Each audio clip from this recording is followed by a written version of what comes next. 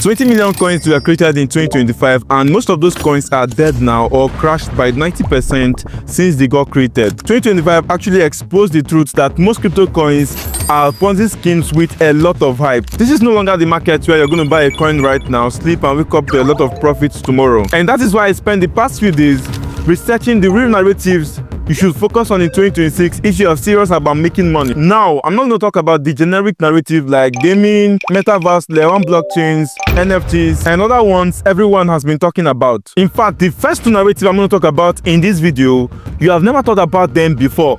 But most of the coins under those categories did crazy numbers in 2025. And if you want to find out all of this narrative in this video, then make sure to watch this video to the end. So let's start with the first narrative, which is revenue generating crypto products. The truth is, most crypto projects, even the big ones you know, have no real revenue. A good example is Cardano, which when you go to CoinMarketCap is sitting at number 10. This coin is at $14 billion market cap. The FDV is quite bigger, but the revenue is nothing to write home about when you compare that with the market cap you can see right here. And we have a lot of them under this top 100 coins here that are not even generating up to $1 million yearly, but their market cap is sitting in billions of dollars. So the question is, why is revenue a problem? It is a problem because, first of all, if you're not generating enough revenue or no revenue entirely, what simply happens is you have to sell your own token to be able to raise money to actually fund growth. Now, I understand that some of the crypto projects are going to raise money from investors, which they are going to use for runway within a certain period of time. But what happens when the runway is exhausted and possibly you did not raise any other money? It simply means you have to fall back to your token, that is selling your token to the market to be able to raise money for expenses. So generating revenue should be one of the important factors you should look into whenever you're investing into any crypto token. Let me give you examples of some of the crypto projects that are actually generating revenue. So when you come to DeFiLlama.com, come over to this section here, just scroll down to this section, you're going to see some of these products here. And you can filter based on, you can see fees. This one is generating $800 million, but the revenue is $107 million in 1 year. You can filter by revenue, and you're going to see the top companies here that are generating revenue. What are you seeing? Theta, which is USDT, Circle, which is also USDC, Hyperliquid, Pump.Fund, Axiom, Phantom, Jupiter, Fragment, Edge, and you can see all of them right here. Going down, you're going to see a list of all these products. Even Dexes made about $34 million in the last 1 year. So this year is going to give you a list of products that are actually generating revenue in the crypto space. The next thing you're going to look out for is which of them actually have a token. USDT doesn't have a token, obviously. Phantom doesn't have a token. So you want to focus on the ones that actually have a token. But this is not where it ends, because the next point I'm going to talk about in this video is going to help you make better decisions. And that is buyback and bond with good tokenomics. Now, this is the second narrative you have to pay rapt attention to if you want to make money from the crypto market in 2026. Now, whenever you hear buyback and bond, it's like the traditional way it happened in 2021, where people are just going to be buying back their token based on possibly volume or something, or tax from the token. Now, this is not what I'm talking about. The buyback and bond I'm actually talking about is actually from when a project generates revenue from the services it is actually providing. The example is going to be Hyperliquid right here. Hyperliquid generates about $888 million in 1 year. Now, this revenue here, there isn't either part of it or all of it to actually buy back their token and bond it. That is what I'm talking about, not from trading fees generated whenever you're buying the hype token or something, not that particular one. So the real revenue here is what they're supposed to be looking out for. And let me even explain what buyback and bond means for those that don't understand. Buyback and bond is simply buying your own token and then bonding them. So that is like sending them to a dead address. Whenever you send them to that dead address, you can't access that token anymore. And what happens is it actually reduces the circulating supply or the supply of that particular token. Now, if you understand the concept of inflation and deflation, you would understand why it is good for projects to buy back their token and bond it, because that way it reduces the supply of the token. So when there's a reduction in supply, there are more tendencies for the token to do very well, because there are less tokens right now. I hope you should be able to understand what I've said so far, but if you don't understand it, go back and replay it again over and over. You should be able to understand it. Yeah, another good example here is this tweet by BNB Chain yesterday, which says that the fourth quarterly BNB bond and BNB token bond was been completed on Binance Smart Chain, and that was 1.3 million BNB token that was actually bond. If you check that with the current price, that's around $1 point something billion. So Binance does this every quarter, which is every three months, right? Now, this is what you should be paying attention to for tokens you should invest in. Now, it's not just BNB because there are a lot of tokens here. And off my head, I can tell you so many of them, but Hyperliquid is one that does that a lot. Pump.fun actually does that. Jupiter used to do it, but they stopped. And then Radium recently did a little of it. Uniswap is trying to actually incorporate it. So these are like few tokens I'm showing you here that are doing buyback and burn. So it's not all of them that the net revenue are actually buying back and burning their token. So what I'm going to do is I'll make a comprehensive list of projects that are actually generating revenue and that are also buying back and burning their token. I'm gonna post that on Twitter. So if you want to find out that tweet, then make sure you're following me on Twitter. Just search for Crypt on Twitter and then follow me right away so that you will see that when I drop that tweet. The second narrative I called is buyback and burn with good tokenomics. Now I've explained buyback and burn and why is there good tokenomics in there, and that is because some projects have terrible tokenomics. I guess you understand what tokenomics is, but that is token economics in full. I've done a full video about that. You can check that out if you want to find out what tokenomics is all about. But you see, some projects have terrible tokenomics and then they buy back their token with real revenue. But what actually happens is it doesn't impact in that token. Let me give you an example with Jupiter token, right, which is JUP. Now, if you look at this tweet from Seong right here, he says, we spent more than $70 million on buyback last year and the price obviously didn't move much, right? We can use the $70 million to give out for growth incentives for existing and new users. Should we do it? Now, Jupiter here has been doing buyback, right?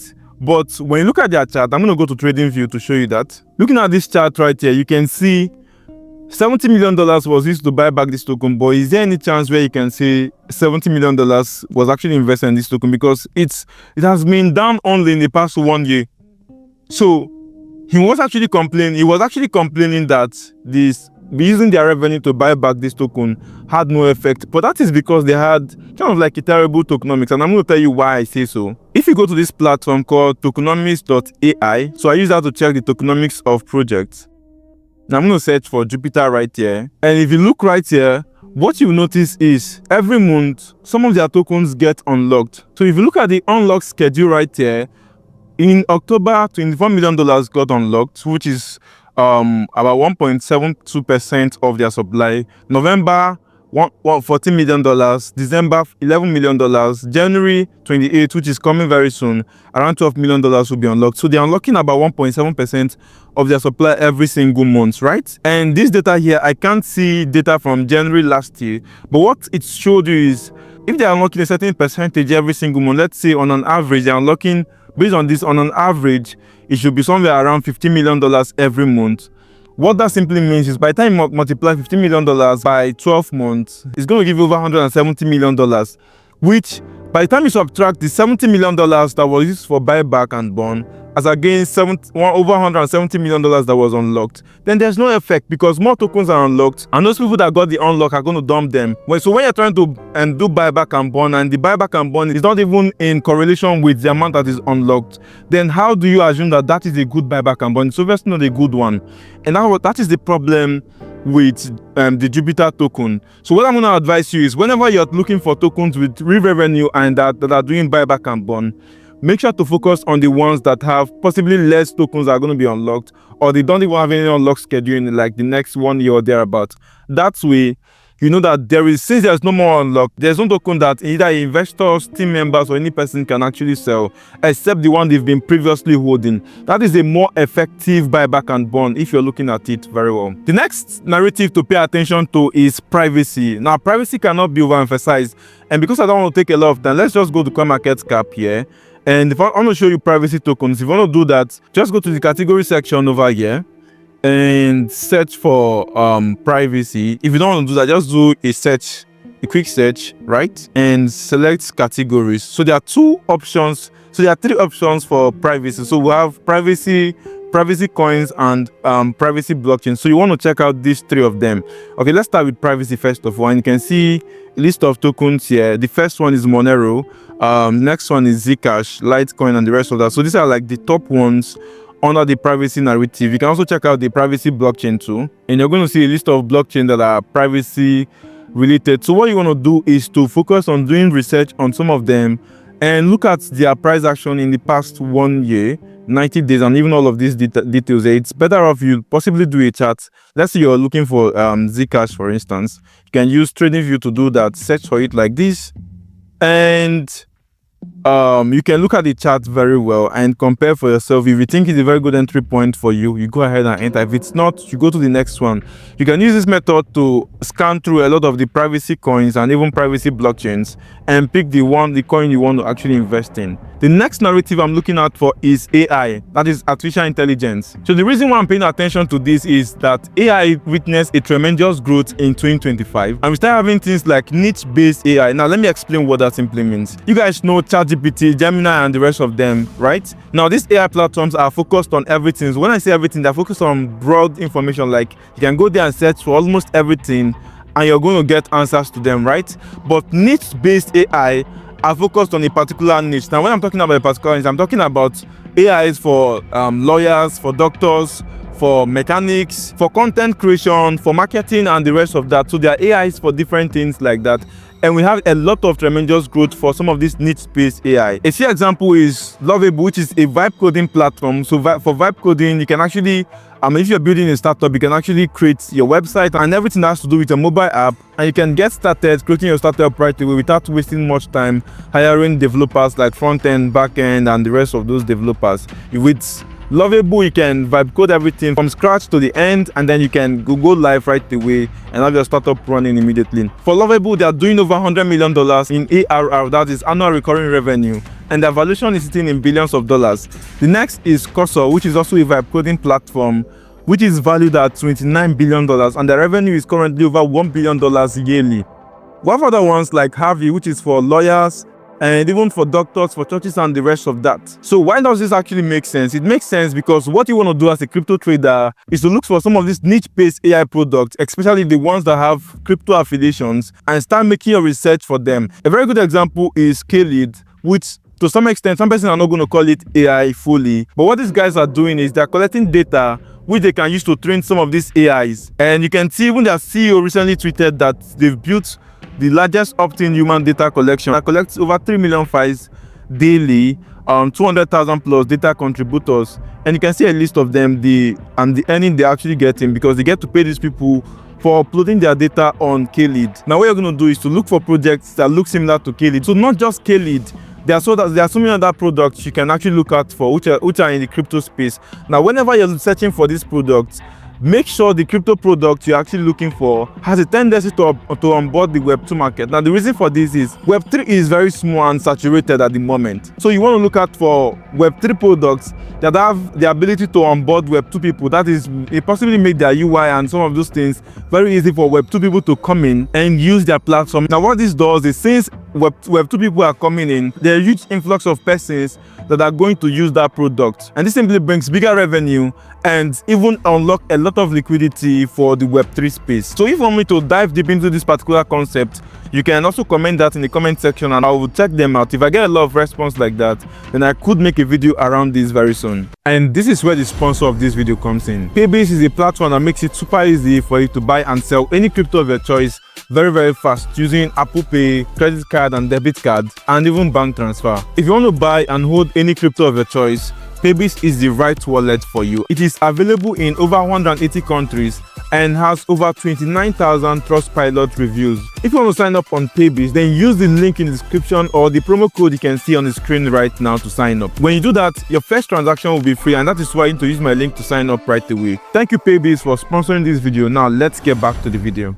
The fifth narrative I'm going to talk about is Pep Dexes. So what are Pep Dexes? Pep Dexes is basically decentralized platforms where you can trade perpetuals. Now perpetuals is just similar to futures trading you have on centralized exchange. If you go to Binance or Bybit, you can trade the futures market. Well, the right word is actually perpetuals, and that is basically what this concept is all about. So Pep Dexes are basically offering the same services where you can actually trade the futures market, but in a decentralized way where it doesn't require you to do KYC or any form of verification whatsoever. Examples of them is Hyperliquid. I know you guys are always particular about why am I mentioning Hyperliquid all this. It's because it's actually the leader in this particular category. And if you watch this video right now, let me just spill the secret to you.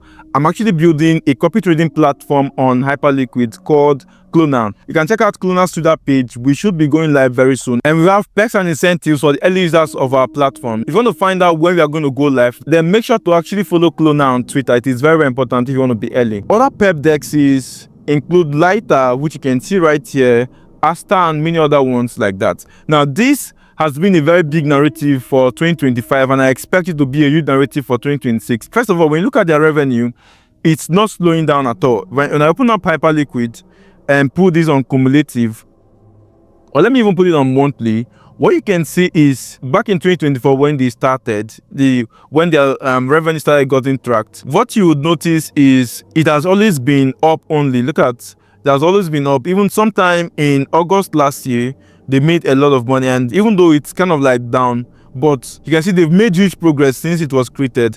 And that also applies to Asta and Lighter and the rest of that. And that is because more persons are now looking at trading the futures market or the perpetuals market in a decentralized way where they don't have to disclose their identity on Binance and the rest of that. So this is a very good narrative you should pay attention to in 2026. Now, it's not just the three of them I mentioned. There are so many other Pep Dexes you should also be looking at for it. Very easy for you to find. If you come to DeFi Llama, just search for Pep Dexes, and you should be able to see a list of many of them right there, right? Now, some of these ones do not even have a token, like Paradex, GRVT doesn't have a token.